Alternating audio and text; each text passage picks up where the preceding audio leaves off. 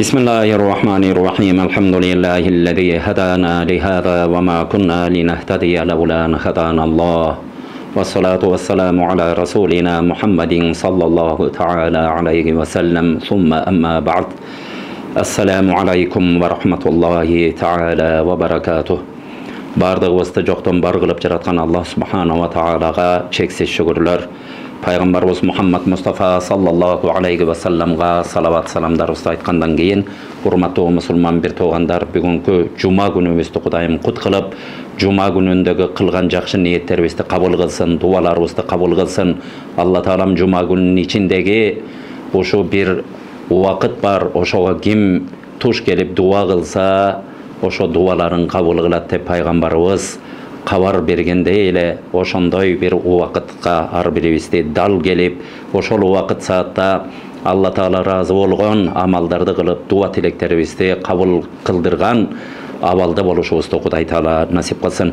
Урматтуу мусулман бир туугандар, бұл дүниеде мал дүниені Алла Таала қалаған пендесіне беріп қоя береді. Жақсы көргеніне де, жаман көргеніне дағы, мұсылманына дағы, кафырына дағы, мұнафығына дағы дүние Алла Тааланың астында ешбір қадыр барқа еге болбаған эле нерсе. Пайғамбарымыз саллаллаху алейхи ва саллям хадисте айтқандай, егер дүниенің Алла Тааланың астында чиркейдің қанатынчалық қадыр барқы болғанда кафырлар bir da құртам суыртамақ емес. Урматтуу бир туугандар, дин болсо, тақуалык болсо, ихластуулук болсо, бул Алла Таала кейбир тандалган, кейбир жакшы көргөн пенделерине насип болгон нерсе.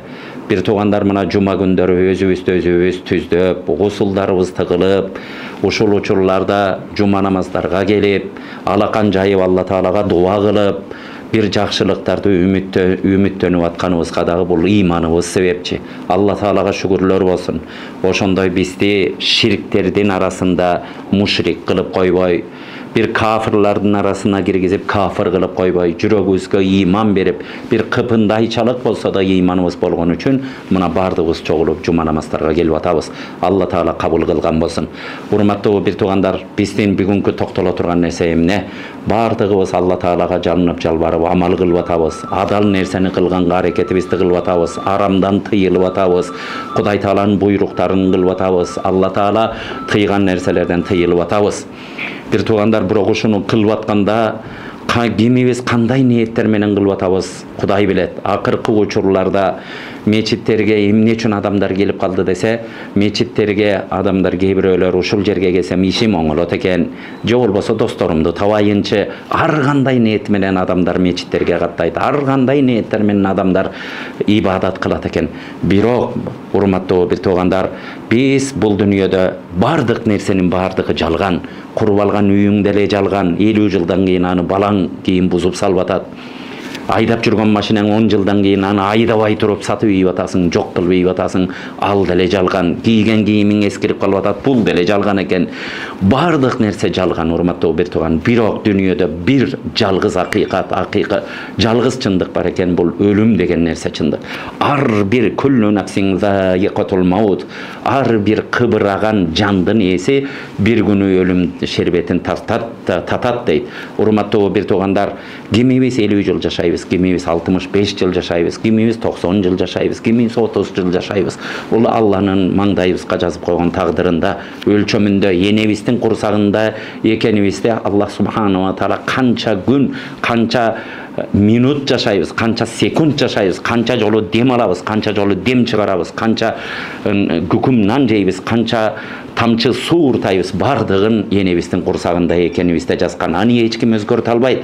Бирок урматтуу бир тууган, кандай жашашты биздин ыктыярыбызга койгон, кантип жашашты биздин ыктыярыбызга Аллах Субханала ва Таала ошону буйруп коюптур. Ар бирибиз адал жолду тандап жашасак Алла Тааланын сыйлыгына жетебиз.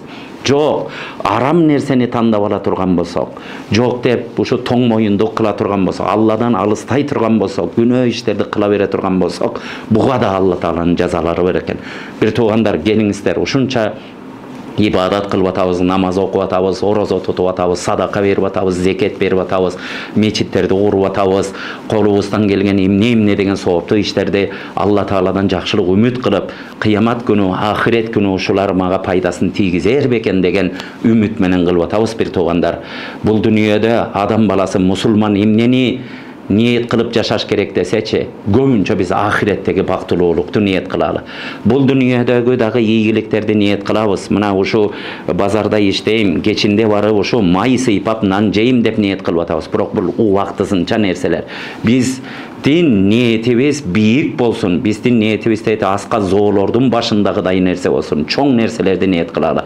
А чоң нерселер эмне? Бул ахиреттеги бактылуулук, түбөлүктүүлүк, Алланын жамалын көрүү, Алла Тааланын бейишинде пайгамбарыбыз менен бирге болуу, эч түгөнбөгөн түбөлүктүү жашоодо бактылуу болуу, ошо жашоого үй бүлөбүз менен толук кучакташып кирип кетүү.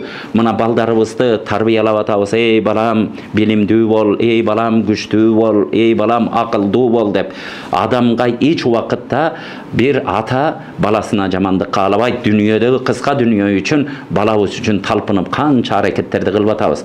Бирок ахиреттеги илгерки аалымдарыбыз балдарыбызды биздин көзүбүздүн сүйүнүчү кыл деп дуба кылат эле. Аалымдарыбыз айтат: бала качан атанын көзүнүн сүйүнүчү болот дегенде, бала бул дүйнөдө ибадат кылып аткан болсо, Алла Таалага жалынып жалбарып намаз окуп аткан болсо, адал чөйрөдө жашап аткан болсо, арамдан ушу жылаан чаянды көргөндөй качып аткан болсо, ошондой абалда балаңды тарбиялап алсаң, балаң сенин көзүңдүн сүйүнүчү болдусун деп эсепте. Ахиреттеги көздүн сүйүнүчү болушу, ушундай адамдар махшар майданда ушинтип туруп бири-бирин тааныбай атканда, ата баланы тааныбай атканда, менин нафсим деп ушу эмне деген адамзат болсо, нафсисин курткарганга ушу шашылып аткан учурларда ошо эсеп кысаптардан жакшынакай өтүп, кыл көпөрөдөн ушундай шамалдай чагылгандай болуп өтүп туруп, бардык бала чакаң менен бейишке кирип кетип атканда, балдарыңды караганда, ошондо көзүңдүн сүйүнүчү болот деген. Урматтуу бир туугандар, ушундай улуу акыйкаттарга жетиш үчүн эмне кылышыбыз керек? Адал чөйрөдө жүрүшүбүз керек. Бирок адал чөйрөдө кандай жүрөбүз десе, ихластуулук менен жүрөлү. Ихлас деген эмне? Ихласты аалымдар ушундай дейт: сүйлөгөн сөзүңдө сүйлөбөй жөн эле унчукпай отурушуңда, ушундай ойго жүргөнүңдө, уктап атканыңда, кыймыл кылып атканыңда, кыймыл кылбай эле жөн эле отуруп атканыңда, зикир кылып атканыңда, Куран окуп атканыңда, намаз окуп атканыңда, үй бүлөңө тамак аш табам деп көчөдө рызкы издеп жүргөнүңдө, бардык абалыңда Алла Тааланын ыраазылыгы деген нерсе жүрөгүңдө орногон учур, мына бул ихластуулук дейт.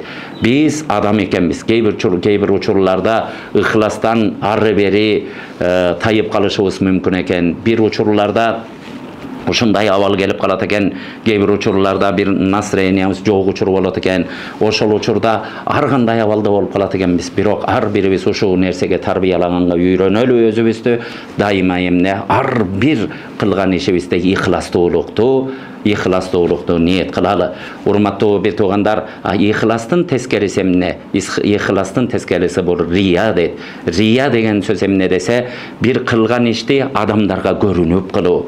Мен намаз окуп атканымда адамдар көрүп калса экен деп, намаз окуп атканда да жүрөгүңдө ушундай сезимдер болгон болсо, орозо тутуп атканда менин ушинтип такыбалыгымды көрүп калса, бирөөгө садака берип атсаң, ошону мен жоомарт деп айтып калса, бирөөгө бир жакшылык кылып атканыңда, ушу абалымды адамдар көрсө деген сыяктуу, адамдар уксун, кожо көрсүн, кожо уксун деп кылган нерсенин бардыгы бул ихластуулукту талкалай турган, ихластын тескери нерселери ушул болуп эсептелинет. Пайгамбарыбыз саллаллаху алейхи ва саллям хадисте: "Инна ахуафу алейкум ширкул асгар." Мен силерге эң корккон нерсем силер кичинекей ширкке түшүп калышыңардан корком дейт Пайгамбарыбыз саллаллаху алейхи ва саллям. Урматтуу бир туугандар, ата эне баласына канчалык мээримдүү. Бирок Пайгамбарыбыз саллаллаху алейхи ва саллям ар бир үммөтүнө, ар бир ата эненин баласы арасына болгон мээримдүүлүгүнөн дагы мээримдүү болгон зат пайгамбарыбыз саллаллаху алейхи вассалам. Ошондой мээримдүү болгон үчүн мына 1500-чү пайгамбарыбыз келип кеткенине 1500-чү жылга кетип жашап атабыз. Ошондон бери адамдардын бардыгы пайгамбардын жашоосуна пайгамбар сен чын экенсиң деп ээрчип аткан инсан ушундай деген. Силерге мен эң корккон нерсем, силердин абалыңардан эң корккон нерсем кичикей ширкке түшүп калышыңардан корком. Ошол учурларда жанындагылар я Расулаллах, о Алланын пайгамбары, кичикей ширк эмне дегенде, кичикей ширк бул аррия деген, бул рия кылыш, адамдарга көрүнүп бир нерсени адамдар көрүп калса экен деп сезим менен жасаган иш деген. Алымдарыбыз айтат, Алла Таала кыямат күнүндө өзүнүн пенделерине ушинтип кайрылат деген. Силердин кылган иштериңерге силер көрүнөйүн, ушул угуп калса деген адамдардан барып, ошолордон сыйлык алып алгыла деп айтат деген. Урматтуу бир туугандар, ал учурда эч кимге сыйлык бере албайт. Ал учурда бири-бирин жакалаган учуру болот. Ата баланы, бала атаны жакалаган мезгилдерде ошол убакыттарда жашайбыз. Ошол учурларда Алла Таала сага эч кандай сооп жок, кылган намазыңа, туткан орозоңо бүт баарына сен эл үчүн эл көрсүн деп кылгансың. Ошо көрүнө турган элиңден барып туруп сообуңду ал дейт деген. Пайгамбарыбыз саллаллаху алейхи вассаламдан ушундай деп сурашты, сенден кийин дагы сенин үммөтүң ширк кылабы дегенде, пайгамбарыбыз саллаллаху алейхи вассалам ширк кылат. Алар күнгө, айга, ташка, же болбосо бир путка сыйынып кетишпейт. Бирок кылган иштеринин бардыгын адамдар көрсүн деп кылып калат. Ошолору кичикей ширк болот деген. Ширк деген инналлаха ла яғфиру ай юшрака бих ва яғфиру ма дуна залика лиман яша. Кур'ан-ы Керимде Алла Таала ушундай мээрими менен бардык күнөөлөрдү кечирет дейт. Алланын мээрими өтө чоң. Бирок арасынан күнөөлөрдүн арасынан ширкти кечирбейт деген. Кудай Таалага шерик кошкон адамды дагы бир Кудай бар деп, дагы бир жүрөгүндө дагы бир Кудайга теңеп дагы бирөөдөн коркконду, ошо нерсени гана кечирбейт деген. Бул чоң ширк. Кудай Таала ар бирибизди ошо чоң ширктерден сактап, жүрөгүбүзгө ыйман салуучу жерлерге келип атабыз. Бирок бир туугандар, биз билинбей кичикей ширктерге кирет экенбиз. Кичинекей ширктер эмне? Кичинекей ширк ушул нерсе экен. Кылган ишибизди башкалар көрсүн деп кылуу кичикей ширк. Пайгамбарыбыз саллаллаху алейхи вассалам ким адамдарга көрүнөм деп бир нерсени кылган болсо, Алла Таала аны адамдардын арасында шерменде кылат, адамдардын арасында уятын чыгарат дейт. Бир туугандар, биз кээ бир учурларда бир ушундай Алла Тааланын жакшы амалдарын, ушундай фарз деп койгон, Алла Таалага жакындата турган нерселерди пайдаланып, динди пайдаланып, адамдарга диндар деп айтса экен, ушу ишеничтүү деп айтса экен деп аракет кылып, динди пайдаланып ушундай жашообузду кылганга аракет кылабыз. Бирок күндөр өтөт, бир күнү Алла Таала чыныгы жүзүңдү ачып, адамдарды жиркентип, адамдардын арасында уятка салып коет экен. Кудай Таала бул нерселерден сактаган болсун. Пайгамбарыбыздын баарыбызды ойлонто турган бир ушундай сестенте турган хадистери бар. Кыямат күнү ушундай тозок оту, ушундай жалындайт дейт. Ошол учурларда шейит болуп кеткен, Алла Таала жолунда урушуп, ушундай жихадтарга чыгат эле. Азыркы жихад деген, азыркы жихад ушу напсиң менен өзүң жихад кылышың ошо болуп калды. Өзүң менен өзүң күрөшүшүң, өзүңдү жалкоолуктан сакташың, бамдатка ушу тысык төшөктөрдү таштап турушуң, мечиттерге барышың, адал тамак жешиң эле жихад болуп калды. А бирок пайгамбарыбыздын сахабаларынын чынында адамдар мекенин коргош үчүн, үй бүлөсүн коргош үчүн, адамдарды коргош үчүн, динди коргош үчүн согушка чыгат эле. Тынымсыз ошо жихадтар, согуштар болуп турат эле.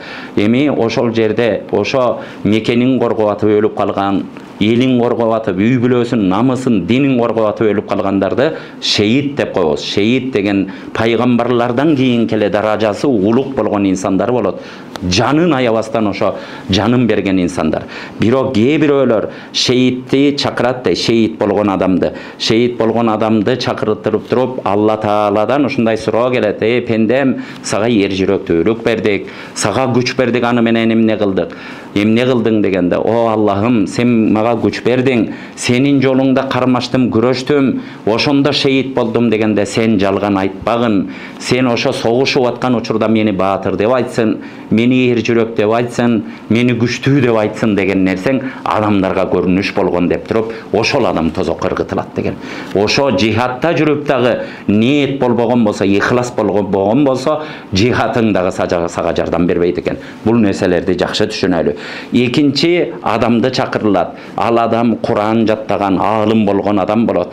Баланча пендем, сага адамдар көчөдө жахил болгондо сага Куранды бердим, сага илим бердим, аны менен эмне кылдың? О жаратканым, сен ошо илимди бердиң, мен адамдарга аны үйрөттүм деген учурларда жалган айтпагын.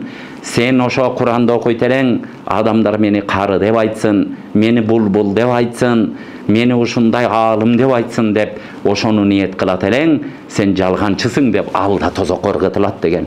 Үчүнчү адам чакырылат. Бул дүйнөдө дүниесі болгон, бай адам болгон, дайыма садака берген адам чакырылат. Чакырылып туруп, сага адамдар ачка турганда сага ушундай дүнүйө бердим, аны менен эмне кылдың дегенде, ал инсан айтат, о жаратканым, сен берген дүнүйөнү жетим жесирдин көз жашын ачыдым, адамдарга жардам бердим, жолдон бир дагы сураган адамдар кур калтырбадым, сенин жолуңда жумшадым дегенде жалган айтпагын. Ошо нерсени кылып атканда мени жоомарт деп айтсын, мени адамдар мактасын, мага таң калсын, менин жоомарт экениме адамдар ушундай моюнсунсун деген абалда болгонсуң, сен жалганчысың деп алда тозокко ыргытылат деген. Урматтуу бир тууган, бул нерселерди жакшылап түшүнөлү. Бардыгыбыз ширк кылуудан, адамдарга көрүнүүдөн, рия кылгандан сактаналы. Бир күнү Умар радыйаллаху анху ушундай мечитте отурганда, бир адам ушинтип башын ылдый салып, ушинтип кечке чейин зикир кылып аткан сыяктуу болгон экен.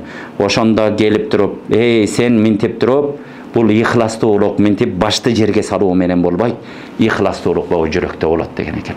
Адамдардын бардыгы көрүнүш үчүн, же болбосо бир нерсени адамдар келе калганда зикир кыла калып, адамдар келе калганда ой намаз окуйун деп, үйүңдө жылаңач жүрүп алып туруп, адамдар келе калганда аны кийине калып, бул нерселердин бардыгы, урматтуу бир тууган, Алланы алдай албайт экенбиз. Болобузбу? Биз мусулман болобузбу? Кайсы учурубузда бололу? Төшөктө жаткан учурубузда дагы пайгамбарыбыз кандай жатса ошондой жаталы.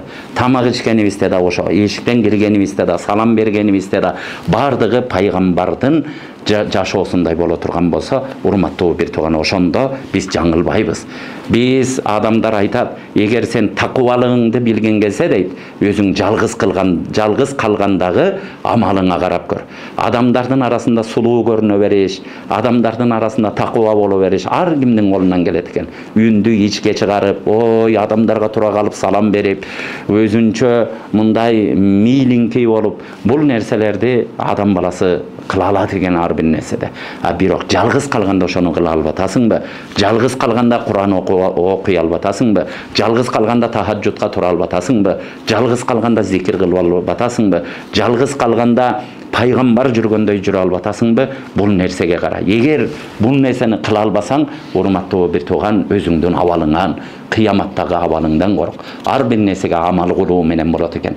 Бир туугандар, кээ бир учурларда кейбір адамдар кичине бир садака берет дагы, КТРдан, ЛТРдан бир жума ошону адамдардын бардыгына көрсөтөт. Бир тууган, кылган жакшылыгыбызды дароо унутканга аракет кылалы. Ошондо кабыл болот.